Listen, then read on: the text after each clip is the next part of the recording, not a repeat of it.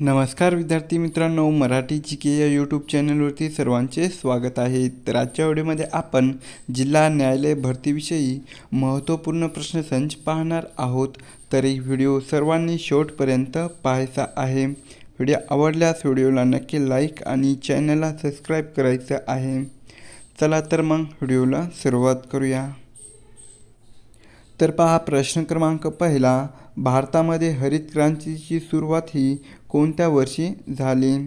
तर ऑप्शन क्रमांक 3, सन 1965 या वर्षी भारतात हरित क्रांतीची सुरुवात झाली। प्रश्न क्रमांक दुसरा, जिल्हा न्यायाधीशाची निवड ही खालीलपैकी कोण करते? तर ऑप्शन क्रमांक 4, राज्यपाल हा जिल्हा न्यायाधीशाची निवड करते। प्रश्न क्रमांक तिसरा, संविधान सभेची स्थापना खालीलपैकी कोणत्या वर्षी झाली? तर ऑप्शन क्रमांक 4, सन 1946 या वर्षी संविधान सभेची स्थापना झाली। प्रश्न क्रमांक चौथा, लोकसंख्या मोजण्यासाठी खालीलपैकी कोणत्या प्रक्रियेचा उपयोग करतात? तर ऑप्शन क्रमांक 3, लोकसंख्या मोजण्यासाठी जनगणना या प्रक्रियेचा उपयोग करतात। प्रश्न क्रमांक 5वा, स्वामी या कादंबरीचे लेखक खालीलपैकी कोण आहेत? तर ऑप्शन क्रमांक 1, रणजित देसाई हे स्वामी या कादंबरीचे लेखक आहेत। प्रश्न क्रमांक 6वा, महाराष्ट्र भूषण पुरस्काराची राशी ही किती लाखाची असते? तर ऑप्शन क्रमांक 4, महाराष्ट्र भूषण पुरस्काराची राशी ही 20 लाखाची असते। प्रश्न क्रमांक 7वा, रात आंधळेपणा हा आजार खालीलपैकी कोणत्या जीवनसत्वाच्या अभावी होतो? तर ऑप्शन क्रमांक 2, व्हिटॅमिन अ या जीवनसत्वाच्या अभावामुळे रात आंधळेपणा हा आजार होतो। प्रश्न क्रमांक 8वा, ज्ञानेश्वरांनी ज्ञानेश्वरी ही खालीलपैकी कोणत्या ठिकाणी लिहिली होती? तर ऑप्शन क्रमांक 1, नेवसा या ठिकाणी ज्ञानेश्वरांनी ज्ञानेश्वरी ही लिहिली होती। प्रश्न क्रमांक 9, महाराष्ट्राच्या विधान परिषदेत एकूण किती सदस्य आहेत? तर ऑप्शन क्रमांक 2, 78 सदस्य हे महाराष्ट्राच्या विधान परिषदेमध्ये आहेत। प्रश्न क्रमांक 10वा, भारतातील स्थानिक स्वराज्य शासनाचे जनक असे कोणास म्हणतात? तर ऑप्शन क्रमांक 1, लॉर्ड रिपन यांना भारतातील स्थानिक स्वराज्य शासनाचे जनक म्हणतात। प्रश्न क्रमांक 11, गोवा राज्याचे उच्च न्यायालय हे पुढीलपैकी कोठे आहे? तर ऑप्शन क्रमांक 4, मुंबई या ठिकाणी गोवा या राज्याचे उच्च न्यायालय आहे।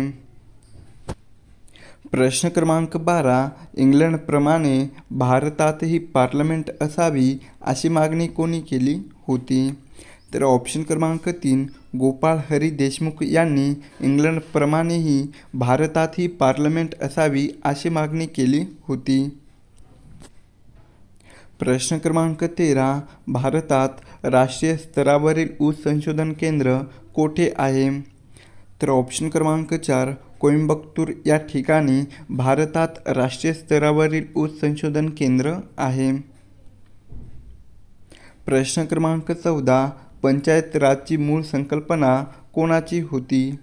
तर ऑप्शन क्रमांक 3, महात्मा गांधी यांची पंचायत राजची मूळ संकल्पना होती। प्रश्न क्रमांक 15, डिजिटल सातबारामध्ये कोणते राज्य हे प्रथम क्रमांकावर आहे? तर ऑप्शन क्रमांक 2, महाराष्ट्र हे राज्य डिजिटल सातबारामध्ये प्रथम क्रमांकावर आहे। प्रश्न क्रमांक 16, खालीलपैकी कोणता एक शब्द संगणकाशी निगडीत नाही? तर ऑप्शन क्रमांक 4, PSU हा शब्द संगणकाशी निगडीत नाही। प्रश्न क्रमांक 17, डॉक्टर बाबासाहेब आंबेडकरांनी मनुस्मृतीचे दहन खालीलपैकी कोठे केले? तर ऑप्शन क्रमांक 2, महाड या ठिकाणी डॉक्टर बाबासाहेब आंबेडकरांनी मनुस्मृतीचे दहन केले। प्रश्न क्रमांक 18, कोणत्या वर्षी भारतीय रिझर्व्ह बँकेची स्थापना झाली? तर ऑप्शन क्रमांक 1 सन 1935 या वर्षी भारतीय रिझर्व्ह बँकेची स्थापना झाली. प्रश्न क्रमांक 19 सर्वोच्च न्यायालयातील न्यायमूर्तीचे निवृत्तीचे वय हे किती वर्ष आहे? तर ऑप्शन क्रमांक 4 65 वर्ष हे सर्वोच्च न्यायालयातील न्यायमूर्तीचे निवृत्तीचे वय आहे. प्रश्न क्रमांक 20 अनहॅपी इंडिया हे पुस्तक कुणी लिहिले? तर ऑप्शन क्रमांक 2 लाला लजपतराय यांनी अनहॅपी इंडिया हे पुस्तक लिहिले. प्रश्न क्रमांक 21 हिंदी अर्थकारणाचे जनक म्हणून कोणाला ओळखले जाते? तर ऑप्शन क्रमांक 4 न्यायमूर्ती रानडे यांना हिंदी अर्थकारणाचे जनक म्हणून ओळखले जाते. प्रश्न क्रमांक 22 आधुनिक चाणक्य म्हणून खालीलपैकी कोणाला ओळखले जातात किंवा जाते? तर ऑप्शन क्रमांक 1 श्री राजगोपालाचारी यांना आधुनिक चाणक्य म्हणून ओळखले जाते. प्रश्न क्रमांक 23 महाराष्ट्रामध्ये सर्वात कमी लोकसंख्या असलेला जिल्हा कोणता आहे? तर ऑप्शन क्रमांक 1 गडचिरोली हा जिल्हा महाराष्ट्रामध्ये सर्वात कमी लोकसंख्या असलेला जिल्हा आहे. प्रश्न क्रमांक 24 विदर्भ विभागामध्ये एकूण किती जिल्ह्यांचा समावेश होतो? तर ऑप्शन क्रमांक 2 11 जिल्ह्यांचा समावेश हा विदर्भ विभागामध्ये होतो. प्रश्न क्रमांक 25 महाराष्ट्रात एकूण किती जिल्हा न्यायालये आहेत? तर ऑप्शन क्रमांक 3 महाराष्ट्रात एकूण 29 जिल्हा न्यायालये आहेत. प्रश्न क्रमांक 26 आधुनिक भारताचा निर्माता असे खालीलपैकी कोणाला म्हणतात? तर ऑप्शन क्रमांक 1 राजाराम मोहन रॉय यांना आधुनिक भारताचा निर्माता असे म्हणतात. प्रश्न क्रमांक 27 पानिपत या मराठी पुस्तकाचे लेखक खालीलपैकी कोण आहेत? तर ऑप्शन क्रमांक 4 विश्वास पाटील हे पानिपत या मराठी पुस्तकाचे लेखक आहेत. प्रश्न क्रमांक 28 भारताचे राष्ट्रपती हे आपल्या पदाचा राजीनामा कोणाकडे देतात? तर ऑप्शन क्रमांक 2 भारताचे उपराष्ट्रपती यांच्याकडे भारताचे राष्ट्रपती हा आपल्या पदाचा राजीनामा देतात. प्रश्न क्रमांक 29 अजिंठा वेरूळ लेण्या या कोणत्या खडकात कोरलेल्या आहेत? तर ऑप्शन क्रमांक 2 बेसॉल्ट या खडकामध्ये अजिंठा वेरूळ लेण्या कोरलेल्या आहेत.